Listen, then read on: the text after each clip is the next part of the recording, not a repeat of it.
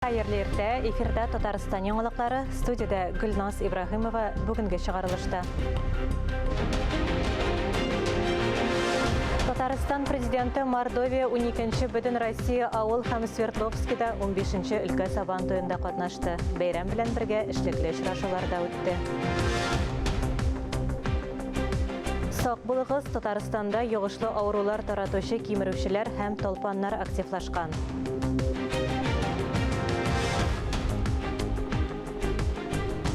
Утмуртлар бәйрәм итте Баулыда узган Грон-Буттон бәйрәменнән репортаж.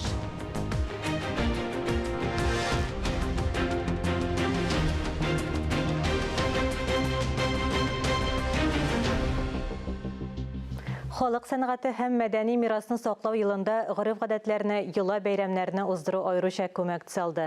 Быел илебезнең 58 төбәгендә һәм дөньяның 35 илендә сабан туе үткәрелде.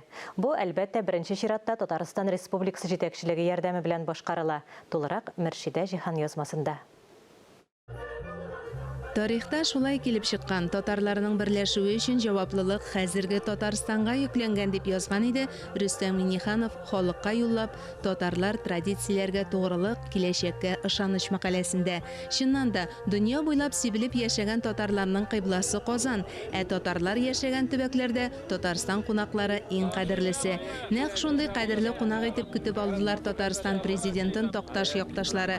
12-нче Бүтән Россия авыл сабан туе быел Мордовия Республикасының Аксенова авылында узды.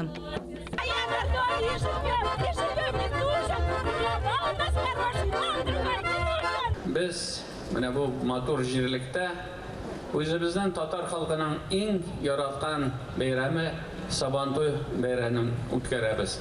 Әлбәттә, зур рәхмәтләр менә бу җирлектән хуҗаларына, Артем Алексей улына, аның командасына һәм Татарстаннан килгән артистларга, мондагы артистларга. Әлбәттә, бу безнең көтеп алган зур бәйрәм.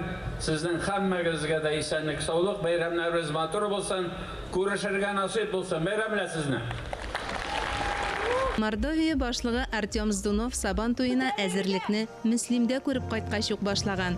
Нәтиҗәсе күз алдында.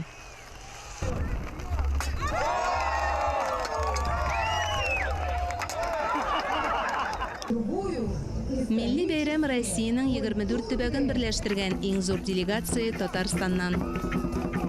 Biz Мордовия Республикасында Саранск шәһәрендә беренче тапкыр менә шушы бәйрәм уңаеннан килдек. Сабан туе бит инде ул безнең Татарстанда гына түгел, башка республикаларда гына түгел, чит илләрдә дә билгеләп үтелә.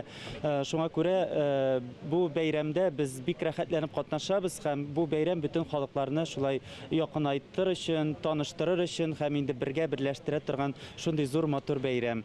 Сабан туеның купшы итеп оештырылуын, аеруча аның милләт-ара дуслыкны арттырудагы ролен Мәскәү кунагы да искәртте. Намыда бүтән милләтләр бергә җыелып, бөтенебез бергә бу бәйрәмдә биеп, җырлап, күңел ачып, без моннан китәбез урухланып, иманны үстереп, дәртләнеп китәбез. Мондый бәйрәмнәр бик кирәк. Мордовия якташлар татар милли мәдәни мөхтәрияте ачылганга 30 ел узып киткән. Бу төбәкнең атаклы Умырзая ансамбледе яшь буынга тәрбия бирүдә үрнәк. Әнә бит милли мөхиттә үскән балалар ничек оста итеп президентка сорау бирә. Сезнеке беренче сабан туегыз нәрсә белән исегездә калды? Татарстан делегациясен татар мәдәни үзәкләре эше белән Мордовия башлыгы шәхсән үзе таныштырып йөрде. Мордовия җитәкчелеге төбәктә яшәүче барлык халыкларның гореф-гадәтләренә һәм йолаларына зур хөрмәт белән карый. Аерым алганда Татарстан Республикасы президенты татар иҗтимагый оешмалары эшчәнлегенә ярдәм күрсәткәннәре, татар халкына һәм диненә сак карашлары өчен рәхмәт белдерде. Быел илебезнең 58 төбәгендә һәм дөньяның 35 илендә сабан туе бәйрәм ителде. Шул исәптән 144 мең татар яшәгән Свердловск өлкәсендә дә Татарстан Республикасы президенты Рөстәм Миңнеханов һәм Свердловск өлкәсе губернаторы Евгений Куйвашев 15-нче өлкә сабан туе бәйрәмендә катнашты. Бәйрәм башланыр алдыннан 2024 елга кадәр Татарстан Республикасы белән Свердловск өлкәсе арасындагы килешүне гамәлгә ашыру буенча чаралар планы имзаланды. Бу уртак эшнең юл картасы. Свердловск өлкәсендә бу эшне җайга салу Татарстан вәкиллегенә йөкләнә. Свердловск өлкәсе безнең стратегик партнерыбыз. Безнең төбәкләрнең үзара продукция һәм хезмәт күрсәтү күләмнәре югары. Без йөк автомобильләре, автобуслар, шиннар, химия продукциясе белән тәэмин итәбез. Номенклатураны киңәйтергә әзер дип билгеләп үтте Татарстан Республикасы президенты очрашу барышында. Әлеге төбәктә төгәлрәге Екатеринбургта шушы көннәрдә Иннопром 2022 халыкара сәнәгать күргәзмәсе ачылды. Татарстан Республикасының үстендә гадәттәгечә оештырылган сәнәгать потенциалын КАМАЗ, Татэнерго, Раритек Холдинг, Химград кебек эре компанияләр тәкъдим итә. Күргәзмә барышында Рөстәм Миңнехановның берничә эшлекле очрашуы булды. Пермь крае губернаторы Дмитрий Махонин, Костанай өлкәсе хакиме Архимед Мөхәмбәтов белән күреште һәм хезмәттәшлекнең мөмкин булган юнәлешләре билгеләнде. Мөршидә Җихан, Татарстан яңалыклары. Казанда трамвайлар хәрәкәте схемасы үзгәрде. Башкаладагы маршрут шелтәре 1,5 тапкырга диярлек артты. Үзгәрешләр 4-нче һәм 6-нчы маршрутлардан кала, барлык маршрутларга да диярлек кагыла. Элеккеге схемалар буенча боҗраларны таштырып йөрүче трамвайлар да бар. Әйтик, хәзер бер үк юнәлеш 2 маршрутка бүленгән. Яңа 8-нче маршрут барлыкка килгән. Ул йөкләнешнең берилешен үз өстенә ала. Вокзалдан Ямашев һәм Җиңү проспекты аша Глазунов урамына кадәр вокзалдан яңа маршрутлар барлыкка килде. Моннан тыш бер трамвайдан икенчесенә бушлай күчеп утыру тарифы кертелде, ул 60 минут гамәлдә. Транспорт картасы буенча трамвайдан трамвайга 1 сәгать эчендә бушлай күчеп утырырга мөмкин. Республиканың күп функцияле үзәкләрендә июльдән паспортны рәсмиләштерү һәм яшәү урыны буенча теркәү вакытын кыскарттылар. Хәзер бу документларны күп функцияле үзәкләр офисларында бары тик 8 эш көне эчендә генә алырга мөмкин була. Элек процедура 1 айга сузыла иде. Яшәү урыны буенча теркәүне рәсмиләштерү хәзер 4 көн дәвам итә. Удмурт милләте вәкилләре Баулыга 17-нче гасыр уртасында күчеп килгәннәр. Игенчелек, терлекләр асрау белән шөгыльләнгәннәр. Үзләренең милли гореф-гадәтләрен, йолаларын буыннардан буыннарга күчереп саклаганнар. Грон-Боттон бәйрәме шуның матур мисалы. Баулы җиренә җыелып, удмуртлар әлеге бәйрәмне кабат зурлап оештырды. Бәйрәмнең иң күркәм мизгелләре киләсе репортажда. Удмуртларның Грон-Боттон бәйрәме Татарстанда 1998 елда яңадан торгызыла. Уңа кадәр республикада төрле милли җәмгыятьләр аны аерымына билгеләп беткәннәр. Еллар узган саен мәдәни элемтәләр ныгый. 2022 год объявлен президентом Российской Федерации Владимиром Владимировичем Путиным годом культурного наследия народов России. Хәзер бәйрәмнең масштабы шаккатыра. Һәр ел саен җәен районнарда бәйрәм үткәрелә. Удмуртлар бергә җыела, милли тарих хәзинәләре белән уртаклаша. Бу юлы Баулының Озеро Кит авылында. Бу бәйрәмне бер нинди мәдәният белән дә бутап булмый. Матур, үзенчәлекле, якты, дәртле биюләр, көйле моңлы тел, башкарылган әсәрләрнең гаҗәеп дәрәҗәдә музыкальлеге. Сәхнәдә удмурт халкының гореф-гадәтләрен чагылдырган театрлаштерелгән тамаша гөрли. Яшәү нигезе булган икмәккә мәдхия җырлана. Җил, ут, су, башка табигый байлыклар аша риваят геройлары катнашында бертөк үстерү серләрен ачып салалар, шигырьләр сөйлиләр, икмәккә табыналар. Тамашачыларны удмуртларның милли үзенчәлекләре белән таныштырырга Татарстаннан, күрше республикалардан иҗат коллективлары килгән иде. Бурановский бабушки ансамбле 2012 елда Евровидениедә мәдәни мирас белән шакка торган иде. Вся история человеческая, она вот идет прямо как вулканом. Бөтен кешелек тарихы вулкан кебек атылып бара. Шуңа күрә безнең гүзәл җиребездә яшәү өчен тамырлар булдырырга, аларны белергә кирәк. Ә без үз тамырларыбызны беләбез. Удмурт риваятләре һәм гореф-гадәтләре белән милли идә таныштылар. Биредә сирәк очрый торган халык экспонатлары җыелган. Осталар арабыздан киткән инде. Аларның хезмәте, осталыгы буыннан буынга күчә. Бер генә бәйрәмдә удмурт күсәләреннән башка узмый. Һөнәрчеләр пешмагында да гореф-гадәтләр турында күп нәрсә белергә мөмкин иде. Монолиста удмуртларның җанын саклаучы күкрәк бизәге булып сарала. Элек ул күләмле авыррак булган. Хәзер аны заманчалаштырганнар. Грон-Боттон милли уеннары белән дә кызыклы. Өлкәннәр дә, балалар да иң кече җитез булырга тырыша. Ә удмурташлары, сыйнымәтләре милли тарихның тагын бер бай сәхифәсе. Баулы районында әнә шулай табигать анага мәдхия җырлап, басуларда мул уңыш үстерүче удмуртлар яши. Вакытында тырышып эшлиләр дә, эш беткәч матур итеп ялда итә беләләр. Традицияләргә турылык саклыйлар. Фанис Мөхәммәтов, Ия Кисицина, Ринат Сахибгәрәев, Татарстан яңалыклары, Баулы районы. Татарстанда йогышлы аурулар таратучы кимерүчеләр һәм толпаннар саны шактый арткан, дип хәбәр итте республиканың баш дәүләт санитар табибы. Апрель аенда аларның саны 1,5 тапкырга күбәйгән. Шул ук вакытта һәр 4нче кимерүче тышкан бизгәге яки тюлеремия белән зарарланган. Толпаннарның 20% толпан энцефалиты вирусын кичерә. Соңгылары ел сайын 11 меңгә якын кешегә утыра. Хәзер бу күрсәткеч 1,5 тапкырга арткан. Еш кына куркыныч чирне таратучылар урманда үттертә. Онда авыручыларның күпчелеге зарарлана. Республикада кимерүчеләрдән һәм толпаннардан эшкәртү бара. Моның өчен Татарстан президенты Рөстәм Миңнеханов өстәмә акча бүлеп бирергә кушты. Түбән Камада яшәүчеләргә сөяк мие донорлары булу мөмкинлеге бар. Ел сайын Россиядә трансплантацияны 10-15 мең кеше көтә. Хәзер потенциаль донорлар Русфонд сайтында 65 меңләп исәпләнә. Тик статистика буенча теләүчеләрдән бары тик 100 кешенең берсе генә донор була ала.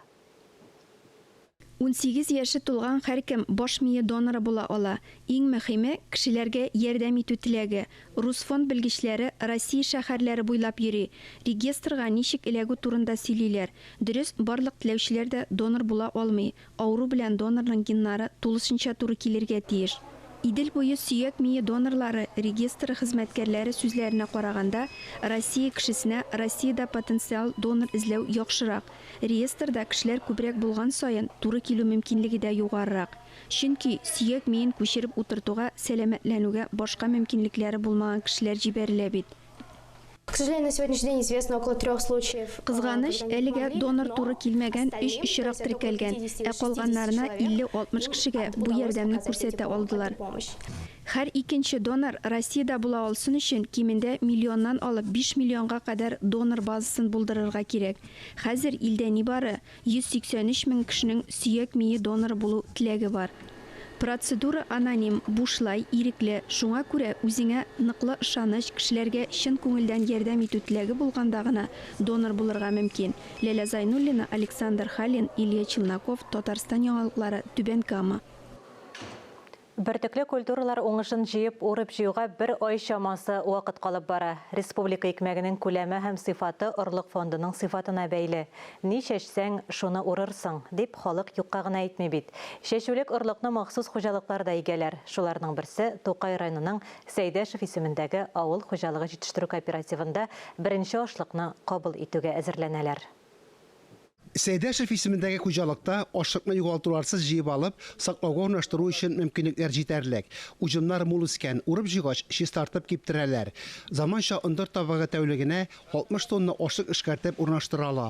Уңышның яртысы фуражга, икенче яртысы икмәк күмәч пешерүгә тотыла. Уңыш мул булыр дип көтелә. Май-июнь айларында һава шартлары уңай булды, әмма иңеннәр сыңарып өлгәргә мөмкин. Хуҗалыкларга семена сатабыз, саткан семенадан хуҗалыкка күп кенә табыш алабыз. Инде ул ничек дип әйтим, зарплата түләгәндә дә товарный зерно сатсаң бер бәядән була, семена сатсаң ул кыйбатрак сатабыз. Инде ул семена сату җиңел эш түгел, аның өчен җаваплылыгы да бар. Хуҗалыкларга сатасың икән, әйбәт семена сатырга кирәк, саталмасаң аның соңыннан жауап та бирәсе була инде. Аның тиешелеше дә булырга тиеш, аның чисталыгы да булырга тиеш, уңышы да. Хуҗалыкта 6000 гектардан артык сөрү җире бар. Будай, арпа, борчак, рапс сигәләр. Авыл хуҗалыгы предприятиесе ырлыкчылык белән шөгыльләнә. Башка хуҗалыкларда да ырлык белән тәэмин итә. Югары уңышлы сортларны гына алып, сайлап алып без сатабыз. Менә бүгенге көндә шушы Делянкада безнең сынау үтә, сортлар институтлардан алынган. Элитный семинадан безнең килеп һәр вакыт консультациялар биреп торалар. Алар белән тыгыз элемтәдә эшлибез. Бик зур рәхмәт аларга. Биредә сөтчелек тармагы да үсеш алган. 2500 мал исәпләнә. Шуларның 750-се савым сыерлары. Һәр сыер уртача 28 килограмм сөт бирә, ә уртача тәүлек савым 20 тоннадан артык. Чәчүдән соң авыл кешеләренә ял итәргә туры килмәгән. Күп еллык үләннәрнең беренче катын чабып бетергәннәр, икенче катка әзерләнәләр. Август башында бары көчне бертөкләр уңышын җыеп алуга юнәлтәләр. Фанис Мөхәммәтов, Дмитрий Евторов, Татарстан яңалыклары, Тукай районы. Казанда бұрынғы ГО үстел ойыны бойынша Бүтін Россия конгрессы уза 300-ге якын күчлі спортшы Қытай Халық Республикасының Генконсулы кубогы ярышларында катнаша. Республикабыз ұсталарына Якутскида Россия кубогы финалында шығыш ясау мүмкинлігі була. Шахмат — это сражение, а го — это война. То есть, если ты в одном месте проиграл, то в другом ты можешь отыграть. Бұрынғы Қытай ойынының стратегиясына 10 яшьлек Иван тиз түшінген. Шахмат шашка ойынары вақытында тынлық хөкім сүрә. Тоқтада ақ һәм қара таш. Интеллектлар бәреліші кирінгі тынлықта бара. Что там самое главное, чтобы выиграть? Просто думать. Көньяк Көнчыгыш Азияда популяр өстәл ойыны мәктәп программасына кергән. Қытай Халық Республикасының Татарстандағы консуллыгы Казан ГО мәктәбе белән актив хезмәттәшлек итә. Қытай Генконсулы кубогында катнашалар. Казан мәктәпләрендә талантлы балалар күп. Без алар белән тыгыз хезмәттәшлекдә эшлибез. Осталыкларын арттыру өчен шартлар тудырабыз. ГО ойыны белән төрле дәрәҗәдәге уенчылар, осталар да, яңа башлаучылар да мавыга. Казанда ГО Бүтән Россия конгрессы 300ләп спортчыны җыйды. Фаворитлар Казан егетләре. Безнең республика вәкилләре ГО ойынында осталык күрсәтәләр. Европаның соңгы 7 чемпионатында безнең тәрбияләнүчеләр җиңеп чыкты. ГО ойыны белән гүзәл затлар да мавыга. Хатын-кызларга логика җитешми дип шаяртсалар да, нәкъ менә безнең хатын-кызлар Россия чемпионатында җиңүчене билгелиләр. Казан уенчыларының уйнау стиле үзенчәлекле, көчле команда, алардан үрнәк алам. Когда в турнирной таблице девушки... Турнир таблицасында кызлар үзара ярыша, барысы да шат күңелле, уеннар кызыклы уза. Төп бурыч кырда көндәшкә караганда зуррак территорияны яулау. Киләсе йөреш бөтен уен барышында хәл иткеч булырга мөмкин. Михаил өчен төп көндәше әнисе. Ул ГО уенында зур тәҗрибә тупларга өлгергән. Это реально прикольно. Потому что со всеми остальными... Без чәчәкләр алышабыз. Мин җиңәчәкмен һәм без урыннарны алмаштырырга җыенабыз. Казанда узган Россия кубогы этабында җиңүчеләр финалда август айында Якутскида очраша. Айзилә Батырханова, Илмира Исмәгыйлова, Ирек Хамидуллин, Татарстан яңалыклары. Эфирда актуаль әңгәмә сәхифәсе, аны журналист Миңназым Сәфәров алып бара. Хайырлы көн, мөхтәрәм телевизор караучылар. Авыл җирендә печән киптерерлек эшләр без теләгәнчә үк булмаса да, каладагы һава торышына югары уку йортларында башланырга торган мәшәкатьләр градус системы калмас. Быел уку йортларына керүдә нинди яңалыклар бар? Югары уку йортларында күнегелгән баллон системасы кайчаннан бетерелә башлый? Әлеге һәм башка сорауларга җавап табу өчен без бүген студиягә Россия кооперация университеты ректоры Алсу Рөстәм кызы Нәбиеваны чакырдык. Хәерле көн, Алсу ханым. Хәерле көн, хөрмәтле телевизор караучылар, исәнмесез? Менә тагын кабул итү вакыты килеп җитте. Быел башкаларына нәрсә сөйлә аерылачак? Быел шулай ук бик кызу ел булачак. Кабул итү мәсьәләләрендә бик күп сораулар туа безнең бүген абитуриентлардан. Менә инде баллони системасына кагылышлы, бакалавриатка керергәме, кермәскәме, нинди юнәлешне кабул итәргә, нинди юнәлешне бетергәннән соң күбрәк акча алып эшли алырлар, кая урнаша алырлар. Хәзер бит инде бюджет уку йортларында яңа уку урыннары да игълан ителде, төрле юнәлешләрдә. Һәм инде абитуриентлар үзләре шундый үзләренең сайлау мәсьәләләренә килгәндә бик игътибар белән карыйлар хәзер кая укырга кергәннәрен. Чөнки менә укырга кереп, укуны бетергәндә ситуация бөтенләй алмашына ала, мөхит алмашына ала. Тормыш шулай бара хәзер. Һәм инде алган белем кирәкле булачакмы, булмаячакмы дигәннәр шундый мәсьәләләргә бик игътибар итәләр балалар да, ата-аналар да. Менә инде безнең быел уку йортына кергән прием мәсьәләләренә кагылганда, керү мәсьәләләренә кагылганда, быел без 2 йөге белән дә ала алабыз. Былтыргы шикелле монда балалар 11-не бетереп уку йортына керә алалар, югары белем ала алалар 2 йөге тапшырып та. Ләкин инде без балаларны кабул иткәндә әлбәттә игътибар белән карыйбыз аларның югары балл булуына. Менә узган 2 елда коронавирус зәхмәте студентлар белән читтән торып эшләргә мәҗбүр итте. Студентлардан менә без аның өчен акча түләмәдек, сезнең бит бюджет урыннары булмаган вузда, без аның өчен акча түләмәдек дигән фикерләр булмадымы студентлардан? Менә безнең студентлар бик аңлап карадылар, бик аңлаешлы студентлар укый дип минем әйтәсем килә. Һәм ата-аналарга да, студентларга да гомумән рәхмәт әйтәсем килә. Бу мәсьәләгә бик шундый аңлап хәлне аңладылар. Хәлне аңладылар. Менә анда бит инде безнең альтернатива юк иде бернинди дә. Бездән торган әйбер түгел иде. Без укый йорты буларак аларны бик теләк белән укытыр идек сыйныфларда. Ләкин андый мөмкинлек булмагач, шундый дистантта уку мөмкинлеге булганга да бик шатланып укыдылар студентлар. Чөнки без җитәрлек күләмдә белемне бирдек, стандартларга карата бөтен белемне бирдек һәм бик тырыштык инде. Менә тагын истәмә рәвештә дә белемне бирергә безнең укытучыларның шундый фикере бар иде. Балалар юлга вакытны әрәм итмиләр, шуңа күрә 2 сәгатьне тагын без күбрәк истәмә белем бирә алабыз шушы 2 сәгать өстендә, 2 сәгать эчендә дигән шуңа күрә тагын истәмә дә белем алдылар дип уйлыйбыз без үзебезчә. Андый мәсьәләләр килеп чыкмады. Әмма инде бюджет урынына кергәндә безнең бюджет урыннары бар. Урта профессиональ белем бирү юнәлешләрендә ИП әзерләү юнәлеше буенча һәм инде югары уку юнәлешләрендә икътисад буенча безнең бар бюджет урыннары ул махсус максатчан урыннар, аларны Татпотребсоюз безнең кулланучылар җәмгыяте берлеге игълан иткән бюджет урыннары. Алар инде ул балалар икътисадны укыйлар да районнарга кайтып, целевик шикелле кооперативларда эшлиләр. Шунда кирип укый алалар безнең балалар. Шуңа күрә төрле юнәлешләрдә бар. Әмма Болония системасына килгәндә, бу бит инде безнең стереотип буларак Болония системасын бакалавриат һәм магистратурага айыралар. Һәм инде советлар заманынан калган система специалитет дип стереотип буларак әйтәсем килә иде. Әмма инде безнең Россия кооперация университеты ул яктан бик конкурентлы дип саныйбыз без. Чөнки безнең специалитет программалары сакланып калды. Мәсәлән, икътисади иминлек программасы, монда инде икътисад буенча бик зур модульләребез бар. Безнең иминлек буенча бик зур модульләр, бары тик икътисади иминлек кенә түгел, монда инде IT иминлек буенча да күп кенә яңа модульләр кертелде бүген. Һәм таможня эше буенча да специалитет программасы. Ул инде безнең 11 елдан бирле эшләп килә. Шушы юнәлеш без күп кенә балалар җыеп чыгарылды, хәтле аларны үстердек. Шуңа күрә менә бу 2 бик популяр специалитет программасы һәм инде менә Болония системасы дип уйлап торган кешеләргә специалитет программаларына керергә бүген мөмкинлек бар. Яңадан конкрет алсак, сезнең вузга керүчеләр бакалавриатка керәчәкләрме, әллә специалитет буенча гына булачакмы? Безнең шушы программалар дәвам итә. Бакалавриат программалары да дәвам итә һәм специалитет программалары да дәвам итә.